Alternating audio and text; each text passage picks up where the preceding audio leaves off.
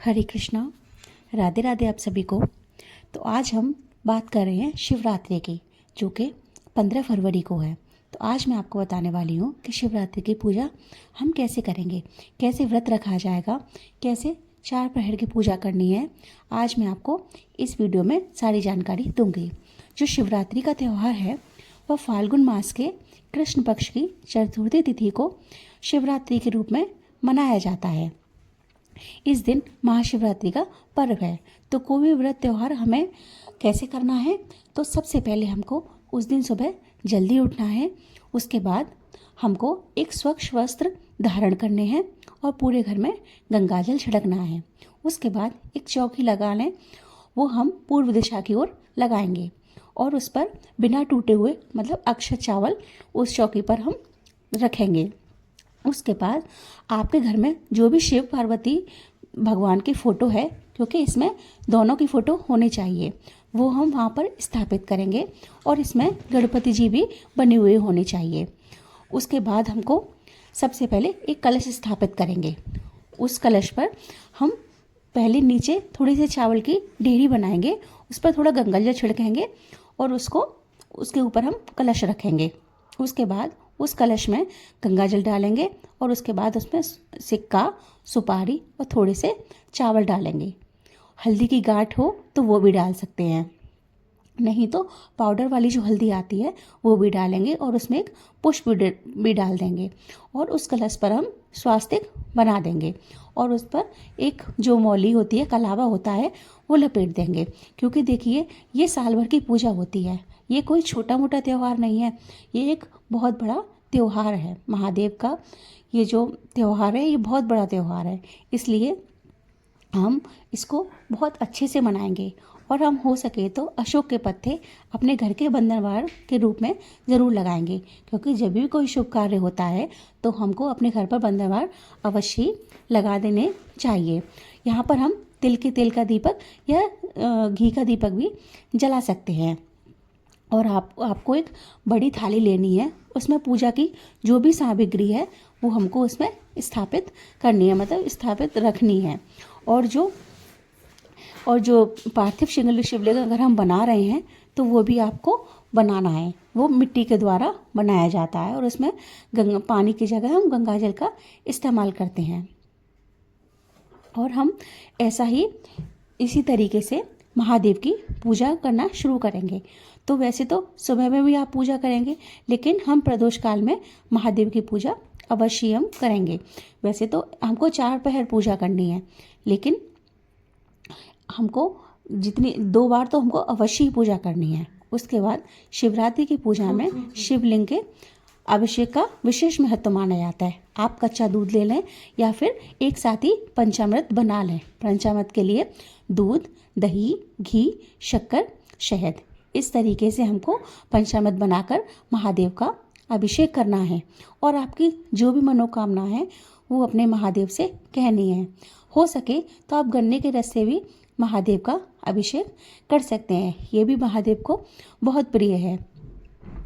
और हमारी अलग अलग मनोकामनाओं के लिए अलग अलग तरीके से भी हम जो अभिषेक है वो कर सकते हैं, लेकिन हमको गंगाजल से अवश्य अभिषेक करना चाहिए। उसके बाद हम सुगंधित अगरबत्ती का प्रयोग अवश्य करेंगे। उसके बाद चंदन भी महादेव को लगाएंगे और ये शुरुआत हमको गणेश जी से करनी है। पहले हम गणेश जी की पूजा करेंगे, उसके बाद हम सभी भगवान को तिलक लगाएंगे और माता पार्वती को हल्दी, रोली, कुमकुम ये सब कुछ लगाएंगे।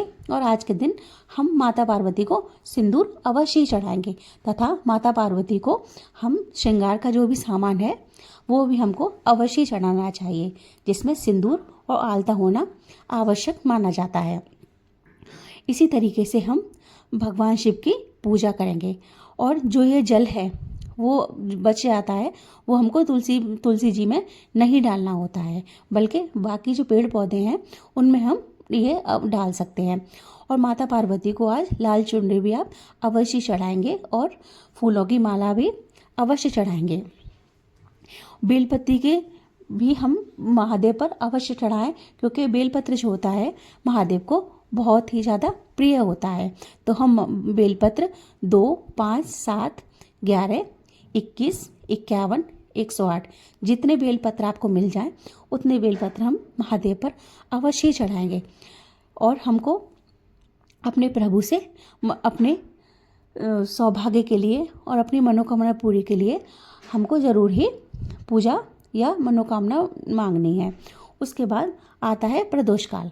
प्रदोष काल का शुभारंभ माना जाता है जबकि दिन का जो दिन होता है तब शाम ढलने वाली हो और रात्रि का शुभ आरंभ होने वाला हो, उस काल को हम प्रदोष काल कहते हैं। यह प्रदोष काल भगवान शिव को बहुत प्रिय होता है, इसलिए हम आज के दिन इस प्रदोष काल में पूजा करना बिल्कुल भी ना भूलें तथा हो सके तो हम भगवान को भांग, धतूरा और जो काले तिल हैं ये सब कुछ हमको अवश्य ही भगवान भोलेनाथ पर अवश्य चढ़ाने हैं, क्योंकि आज के दिन ही माता पार्वती का और जो शिव का विवाह हुआ था। तो आप जितने भी श्रृंगार से रिलेटेड चीज़ें हों वो माता पार्वती को अवश्य ही चढ़ाएं, जिससे हमको अखंड सौभाग्य मिलता है।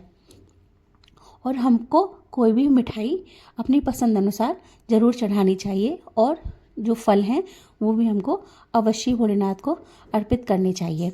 इस तरीके से हम अपने घर में महाशिवरात्रि का पर्व मनाएंगे। और हमको सबसे ज़रूरी जो अबीर गुलाल है वो भी हमको महादेव पर अवश्य ही अर्पित करना चाहिए। और उसके बाद हमको कपूर से भोलेनाथ की आरती करनी चाहिए। कर्पूर गौरम करुणावतारम संसार सारम भुजगेन्द्रहारम सदा वसन्तं हृदयारविन्दे भवं भवानी सहितं नमामि। ओम नमः शिवाय, ओम नमः शिवाय, नमः शिवाय, ओम नमः शिवाय। ये भोलेनाथ का सबसे प्रिय मंत्र है, इसलिए इसको ज़रूर बोलना है हमको। और उसके बाद माता पार्वती की आरती करेंगे, गणेश जी की आरती करेंगे और हमको भोलेनाथ की आरती करनी है। और अपनी सामर्थ्य के अनुसार कुछ दान दक्षिणा भी इस दिन ज़रूर देनी है। किसी सुहागिन को जो श्रृंगार का सामान है वो देना है। अगर कोई सुहागिन ना मिले तो हमको ये मंदिर में ही अर्पित करके आना है। इस तरीके से हम जो महाशिवरात्रि का पर्व है वो काफ़ी धूमधाम से और बहुत प्यार से, प्रेम से महादेव का आशीर्वाद प्राप्त करने के लिए हम मनाएंगे। इस तरीके से आप सभी की मनोकामनाएं महाशिवरात्रि पर महादेव अवश्य पूरा करें। कैसी लगी आपको जानकारी महाशिवरात्रि की? अगर मेरी वीडियोज़ अच्छी लगती हों तो मेरे चैनल को लाइक और सब्सक्राइब करिए। राधे राधे।